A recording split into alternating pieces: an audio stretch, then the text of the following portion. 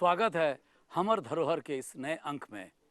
आज हम ले चलते हैं आपको ऐसी जगह पर जिसकी इतिहास लगभग 1400 साल पुराना है और महानदी सभ्यता की सबसे ज़्यादा बड़ा धरोहर अगर कहा जाएगा वो है सिरपुर। सिरपुर के लक्ष्मण मंदिर, जिसको 625 से 650 के बीच रानी वासटा ने इस मंदिर को निर्माण की थी।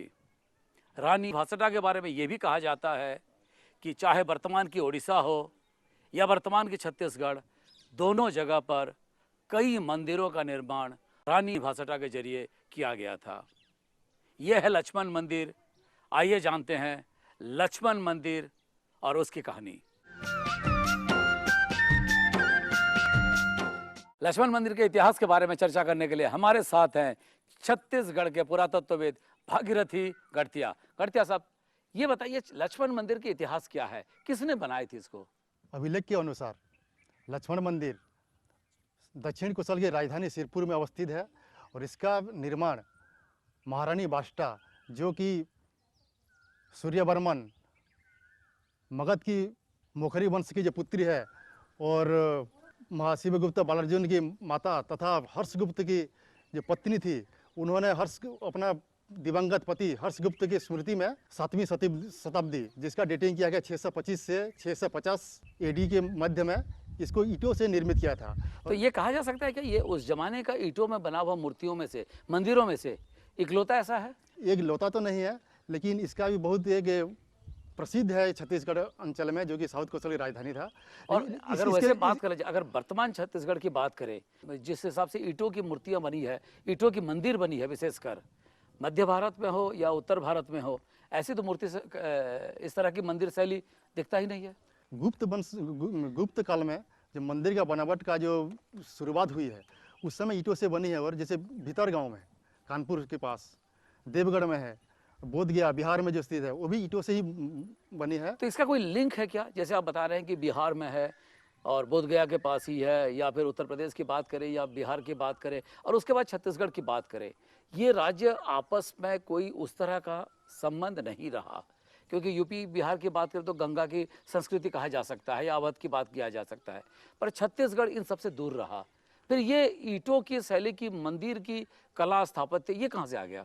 हम लोग बात करेंगे तो छत्तीसगढ़ और बिहार का संबंध रहा है, क्योंकि महारानी वासटा जो थी वो मगध की मोखरी वंश राजवंश की पुत्री है, जिसका विवाह हुई थी हर्षगुप्त से। तो दक्षिण कोसल और मगध का संपर्क तो प्राचीन काल से रहा है। जब मंदिर बनाई गई है तो वहीं से ही आए होंगे, ऐसा कहा जा सकता है। हम वहाँ का आर्टिजन, वहाँ का कलाकारों ने आके यहाँ का माने मंदिर जो स्थापत्य कला है, उनका योगदान रहा है। इस मंदिर की खासियत क्या कहा जाए?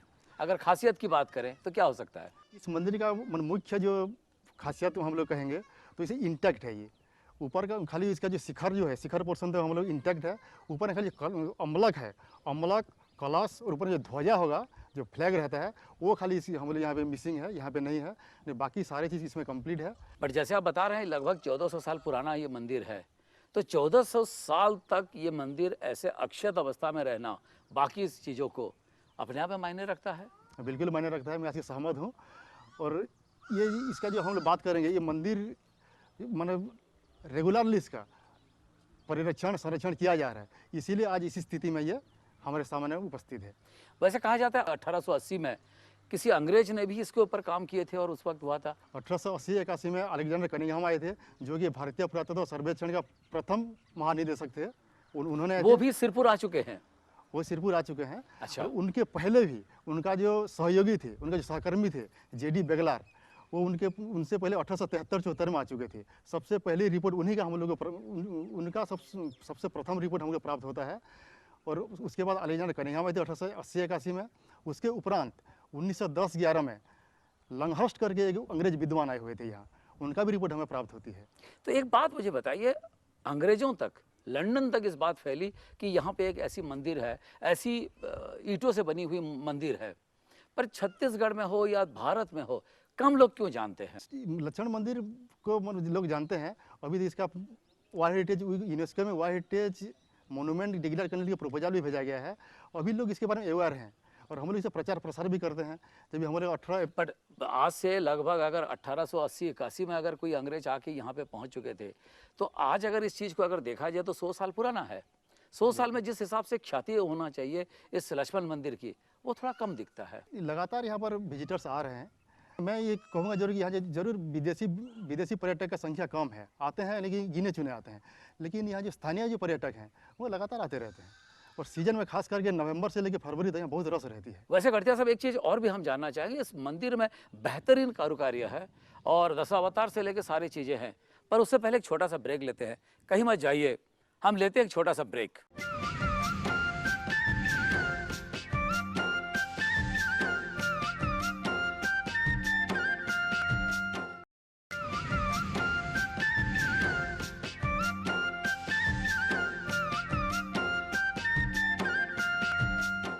ब्रेक के बाद स्वागत है हमर धरोहर के इस कार्यक्रम में।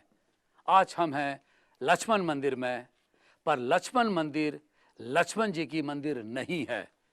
क्या है मंदिर, आइए हम बात करते हैं गढ़तिया जी से। गढ़तिया जी, अगर इस लक्ष्मण मंदिर कहा जाता है, पर वैसे देखा जाए तो आप कहते हैं कि ये लक्ष्मण मंदिर नहीं है, ये किसी और का, यहाँ पे जो भगवान है गर्भगृह में वो कोई और है। कौन है? ये भगवान विष्णु को समर्पित है। इसका प्रमाण हमें मिलता है जो द्वार शाखा में, जो सेंटर में ललाट बीम में है, ललाट बीम में भगवान विष्णु की शेष साई मूर्ति का अंकन है, जो कि पिंकिश सैंडस्टोन पे है। शेष साई विष्णु के नाभि में हम देखेंगे ब्रह्मा जी का जन्म हुआ, जो हम लोग पुरानी कथा में वर्णन है वो है। उनको पैर को लक्ष्मी जी उनको पैर दबा रहे हैं, उनका भी वर्णन है। ये पत्र शाखा है जी, ये रत्न शाखा, ये मिथुन शाखा जो कपुल्स है, और ये अगेन पत्र शाखा, और ये जो उम्र पैनल दिख रहा है, ये है भगवान विष्णु का दशावतार का वर्णन है। बट इसमें एक चीज और भी है कि जहाँ पे आप हाथ रखे वो भगवान बुद्ध का भी है। भगवान बुद्ध है, भगवान विष्णु का 9वीं अवतार का ही रूप है। जी जी जी। हमारा पहला अवतार भगवान विष्णु का होता है, जैसे सब लोग विदित हो, मत्स्य अवतार।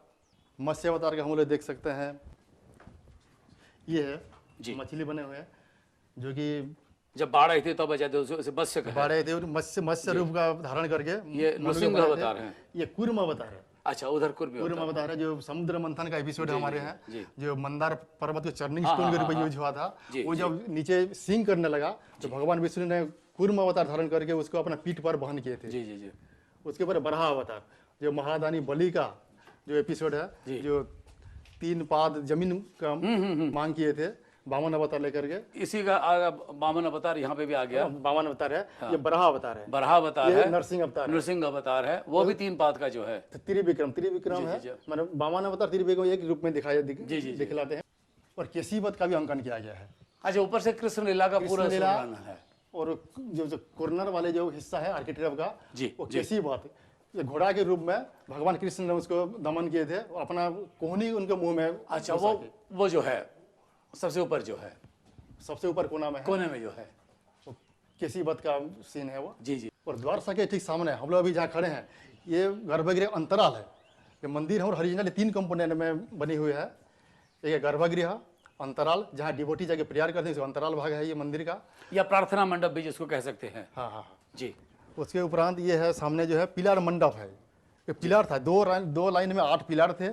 तो जो लोग आते थे, जो दर्शन करने आते थे, वो यहीं पे आके रहते थे और यहीं पे आके पहले विश्राम करते थे, उसके बाद आके प्रार्थना करते थे। हाँ, मंडप का स्वरूप तो वही होगा। मंडप स्वरूप से छत रहा होगा, अभी तो इसका जी, अवशेष है बिल्कुल, हाँ। खाली पिलार का जो हम लोग बेस पोर्शन देख रहे हैं, जी। इसी विषय से कह सकते हैं पिलार मंडप था। जी। और 2 लाइन में 2 रो में 4-4 पिलर था, और दीवार के साथ साथ पिलास्टर बने हुए थे 4-4। जी जी जी। एक चीज और भी अनोखा है कि मंदिर का अक्सर देखा जा सकता है कि सीधे द्वार रहता है मंदिर से गर्भगृह के लिए सीधे प्रवेश के लिए।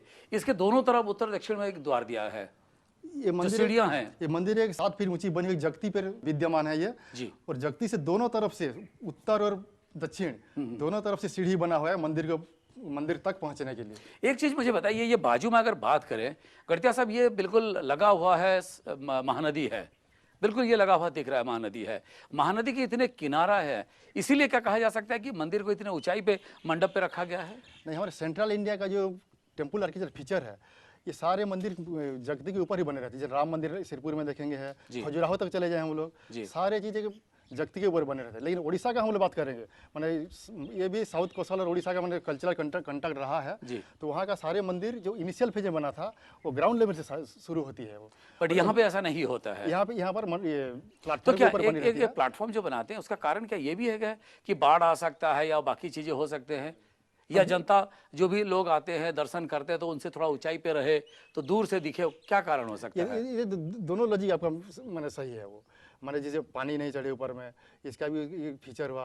और लोगों को आने में इसके भगवान जी है, हम लोग ये पवित्र स्थान है ये, उसके ऊपर नीचे नहीं रखेंगे किसी के, माने अपना पैर के ऊपर भगवान को सबसे ऊंचा स्थान दिया जाए, ऊंचा दर्जा दिए हैं वो लोग जी। इसीलिए उनको थोड़ा उनका स्थापना भी कि ऊंचे माने ऊंचा स्थान में हो, यही इनका कॉन्सेप्ट है। एक चीज और भी है मेरे मन में कि देखिए, महानदी सभ्यता की अगर बात करें, महानदी के किनारे कई मंदिर है, चाहे राजिम की बात करें, सिरपुर की बात करें, क्या महानदी सभ्यता भी अपने आप में इतनी महान रहा उस वक्त? महानदी से बहुत फ्लोरिश था, डेवलप, प्रीहिस्ट्रिक रिमेन्स भी मिलता है यहाँ पर। महानदी किनारे हम लोग सर्वे करेंगे, प्रीहिस्ट्री से लेकर हिस्टोरिकल पीरियड तक ये कंटिन्यूस माने सेटलमेंट मिलती है हम लोगों को। ये शुरू से विकसित रहा है, शुरू से ही विकसित रहा। वैसे भी श्रीपुर का मतलब होता है वैभव की नगरी। हाँ, श्रीपुर में श्रीपुर, श्रीपुर मतलब वैभव की ही नगरी, city of wealth, city of wealth. City of wealth. वैसे इस मंदिर के कारुकला की बात अगर करें, जिस हिसाब से स्थापत्य कला, जिस हिसाब से मंदिर की शैली है, अपने आप में अनोखा है, वो भी एक बार जानते हैं आपसे। पर जानने से पहले हम लेंगे एक छोटा सा ब्रेक, कहीं मत जाइए।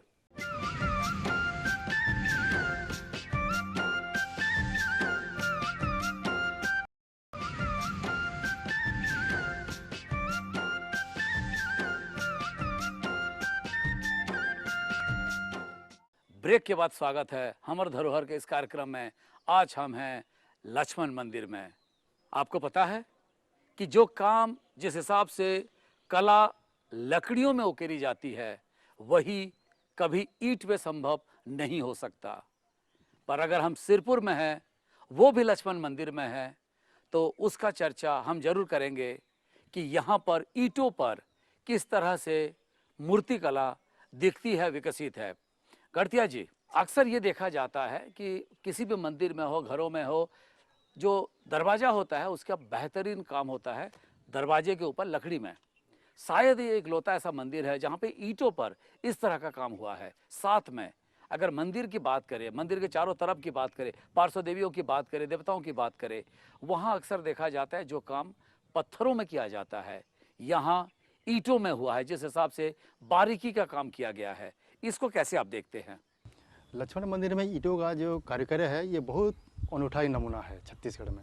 इस मंदिर के जो गर्भगृह में पंचरथा प्लान पे बना है ये, और इसे भद्र रथ में सेंटर में एक खिड़की के माने ईंटों से निर्मित एक खिड़की का एक अंकन किया गया है, जिसे फिंच्ड विंडो बोलते हैं टेक्निकली इसको।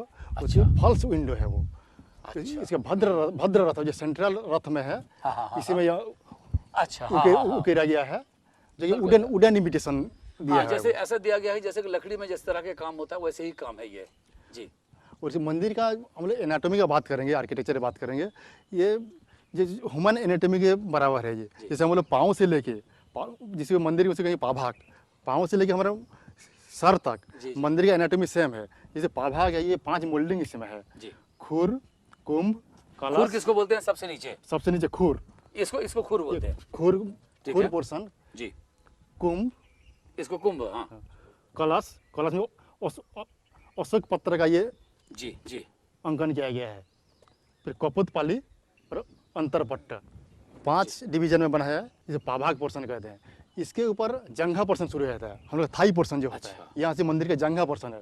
और आपकी जो लकड़ी का जो बनता था लेकिन अभी ईंटों में बनी है, वो जंघा पोर्शन में भद्र रथ में बना हुआ है, जो सेंट्रल रथ होता है। ये एक रथ है भद्र रथ, उसके बगल में हम देखेंगे प्रतिरथ और कोना वाला कर्ण रथ।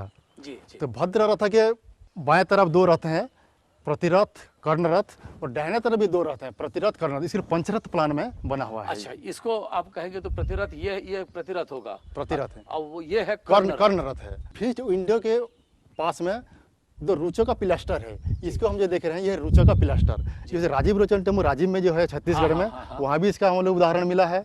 उसी सब बाकटा का पिलर जो महाराष्ट्र में है, अजंता एलोरा, पितलखोरा, उस मैंने गुफा में भी इस पिलर का हमें सिमिलरिटी हमें मिलती है। बगटा के पिलार से सिमिलरिटीज है और राजीव लोचन में भी हम लोग तो ये जो है ये क्या सौंदर्य के लिए क्या जाता है कि इसके एक टेक्निक है कि इसमें मंदिर ज्यादा मजबूत होता है?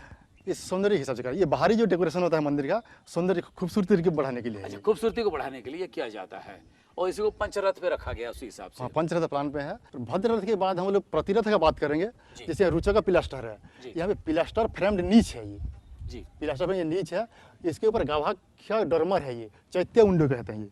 अच्छा, चैत्य उंडो बुद्धिस्ट आर्किटेक्चर में हम लोग मिलता है, चैत्य उंडो बुद्धिस्ट कंट्री में मिलता है, लेकिन मंदिर में भी उसका डिपिक्शन किया जाता है। ये कर्वेचर हम लोग देख रहे हैं, चैत्य उंडो बोलते हैं, गवाक्ष डरमर इसका टेक्निकल टर्म है। ये अक्सर बुद्धिस्ट इलाके में देखा जाता है, बुद्धिस्ट मंदिर में। बुद्धिस्ट मंदिर में दिखाया जाता है। तो यहाँ कैसे आ गया ये? हिंदू टेम्पल में जैसे शासक लोग बनाते थे, निर्माण करवाते थे, उसमें रिलीजियस टॉलरेंस सिस्टम भी था। अच्छा, विभिन्न धर्मों के अच्छे चीजों को भी लेके समाहित करते थे और दूसरे धर्मों के प्रति सम्मान देते, उसी का भी एक सम्मान रिलीजियस टॉलरेंस है। वैसे भी कहा जाता है सिरपुर जो है बुद्धिस्ट का, बुद्ध धर्म का एक बड़ा सा पीठ भी रहा है।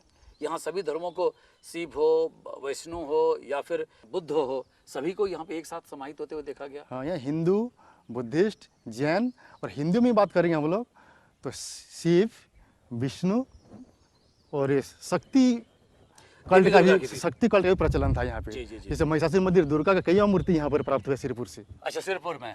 जी जी जी। और ये जंघा पर्सन के ऊपर हम जाएंगे, वहाँ एक बरंडिका है जी, बरंडिका टोटियार में जो चेकर्स डिजाइन है, ऊपर जो सफेद रंग का अवलोकन हो रहा है, ये मंदिर कभी लाइम से प्लास्टर था, ये चूना से पूरा मंदिर प्लास्टर था। वो तो समय के कालांतर में उसको धीरे धीरे जिस हाल में मिली थी आर्कियोलॉजी सर्वे ऑफ इंडिया को, उसी हालत में अभी भी विराजमान है।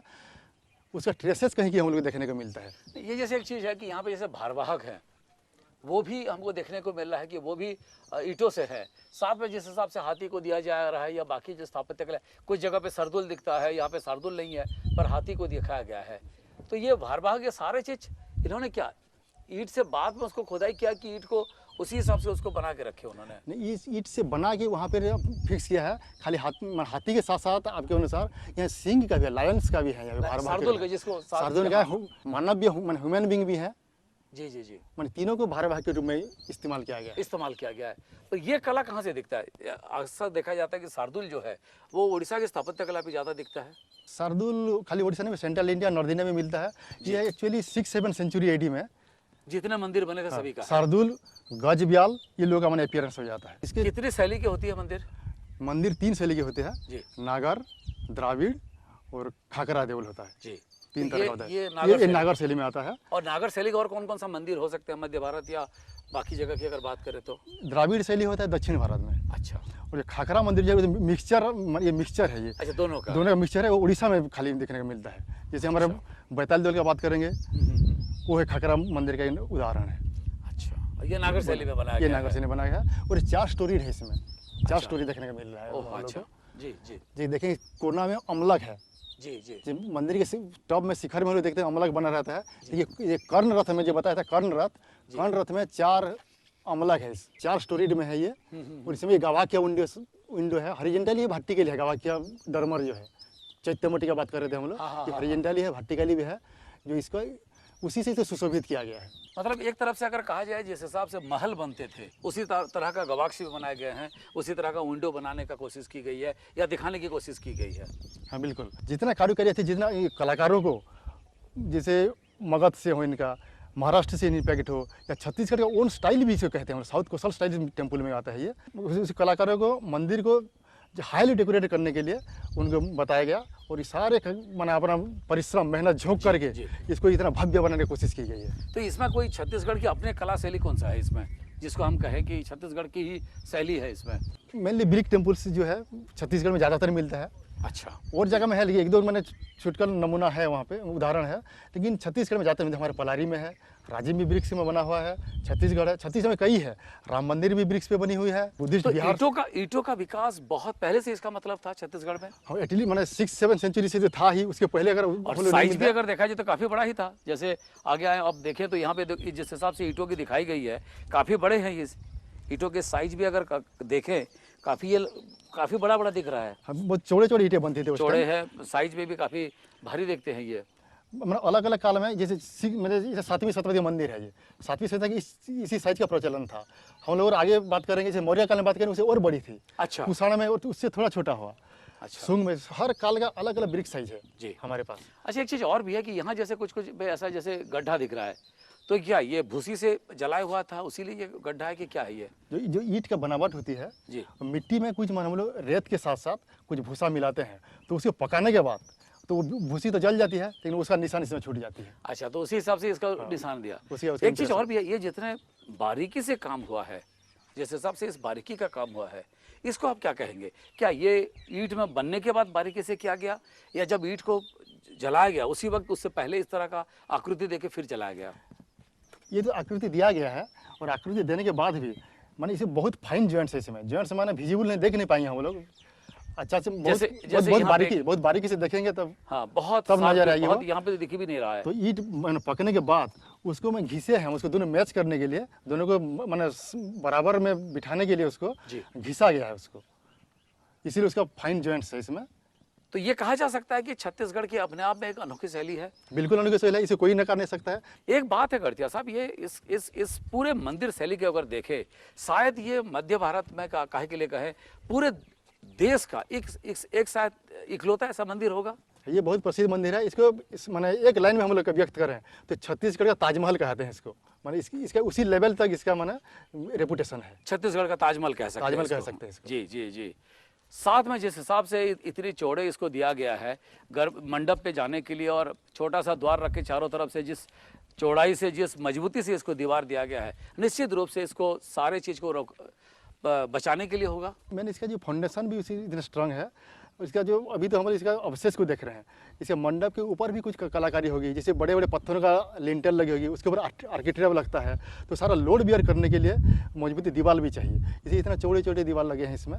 तो आप कहना चाहते हैं ये जो मंडप बना है, चाहे प्रार्थना गृह बोले या मंडप की बात करें, या ये पूरे जो सेंक्टम सेंटोरियम से लेके यहाँ तक जिस हिसाब से बना है, ये और भी चीजें होंगी जो आज नहीं दिख रहा है? पिलर होंगे, भव्य पिलर होंगे, डेकोरेटेड सब सारे पिलर होंगे, जैसे बगटकर पिलर के हम लोग जैसे बाहर में उसका एविडेंस मिलती है, तो जरूर इसमें बहुत माने कलाकारी के साथ पिलर बनाया गया होगा, और इसे भव्य रूप से सुसज्जित किया होगा।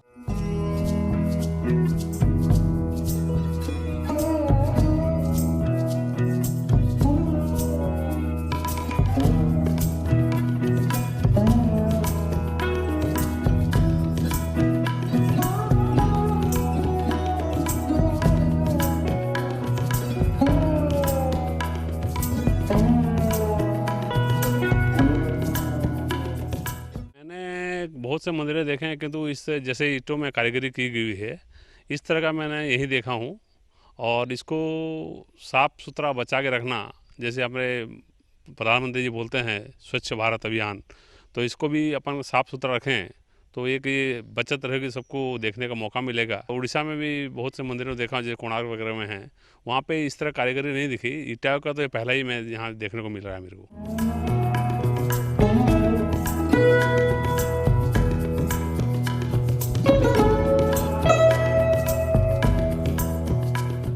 इस तरह की ईंटों की कलाकारी ये लक्ष्मण मंदिर में जो है मैं पहली बार देखा हूँ। बाकी उड़ीसा में हम लोग कोणार्क भी देखे हैं और मंदिर भी देखे हैं, बट ईंटों पे बना हुआ नहीं है।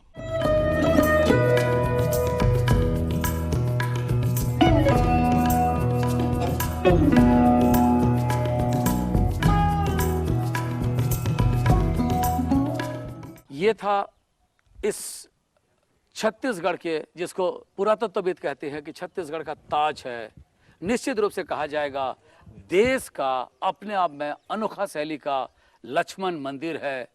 मंदिर की शैली है जो अंग्रेज या बाकी लोगों को भी विदेश से आकृष्ट करते रहा है, और साथ में इस मंदिर शैली को लेके कम से कम 150 साल से शोध चल रही है कि मंदिर की शैली क्या है। अगले अंक में हम फिर बात करेंगे आपसे एक धरोहर को लेकर, इसी तरह के लक्ष्मण मंदिर और उसके कैसे बचाव हो, जो आने वाले दिनों में अगली पीढ़ी को भी कुछ देखने को मिले। तब तक हमें दीजिए विदाई।